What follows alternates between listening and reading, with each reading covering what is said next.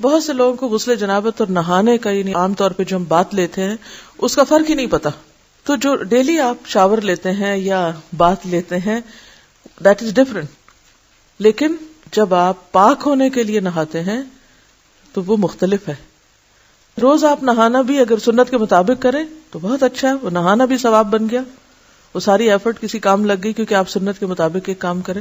لیکن غسل جنابت تو ہوتا ہی نہیں جب تک کہ آپ کلی نہ کریں، ناک میں پانی نہ ڈالیں اور سارے بدن پہ پانی نہ بہائیں. غسل جنابت کا طریقہ حضرت میمونہ رضی اللہ عنہا بیان کرتی ہیں کہ رسول اللہ صلی اللہ علیہ وسلم نے غسل کا ارادہ فرمایا تو سب سے پہلے دونوں ہاتھ دھوئے. یہ غسل جنابت یعنی ناپاک جب انسان ہو جائے تو اس کے بعد پاک ہونے کے لیے جو غسل کرنا ہے اس کا طریقہ. تو آپ صلی اللہ علیہ وسلم نے سب سے پہلے اپنے ہاتھ دھوئے. ہاتھ کیوں دھوئے؟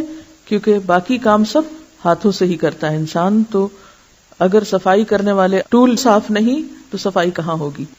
پھر شرمگاہ کو دھویا یعنی استنجا کیا. پھر بایاں ہاتھ جس سے شرمگاہ کو دھویا تھا یعنی استنجا کیا تھا زمین پر رگڑا، پھر اس کو دھویا. زمین پہ کیوں رگڑا؟ اس لیے کہ اس زمانے میں صابن اس طرح اویلیبل نہیں ہوتا تھا، تو مٹی پاک کرنے والی ہوتی ہے، مٹی کے اندر ایسی صلاحیت ہوتی ہے جو جرمز کو کل کر دیتی.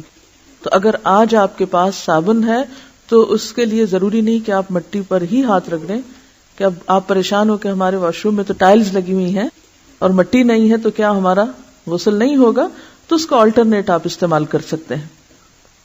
پھر کلی کی اور ناک میں پانی ڈالا، پھر چہرہ دھویا، پھر کوہنیوں تک ہاتھ دھوئے، پھر سر پہ پانی ڈالا اور بالوں کی جڑوں تک پانی پہنچایا.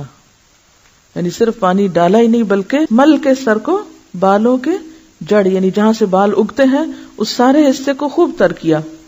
3 بار سر پر پانی ڈالا، پھر تمام بدن پر پانی ڈالا. یعنی پہلے سر پہ 3 بار ڈال کے اس کو سارا دھو ڈالا، پھر پورے جسم پر پانی ڈالا. پھر جہاں آپ نے غسل کیا تھا اس جگہ سے ہٹ کر پاؤں دھوئے. تو اس کا مطلب ہے کہ باقی وضو آپ نے شروع میں کر لیا اور پاؤں دھونے کا عمل بالکل آخر میں کیا. حضرت عائشہ رضی اللہ عنہا اور حضرت عبداللہ بن عمر رسول اللہ صلی اللہ علیہ وسلم کے غسل جنابت میں وضو کا ذکر کرتے ہوئے فرماتے ہیں کہ آپ نے سر کا مسح نہیں کیا بلکہ اس پر پانی ڈالا.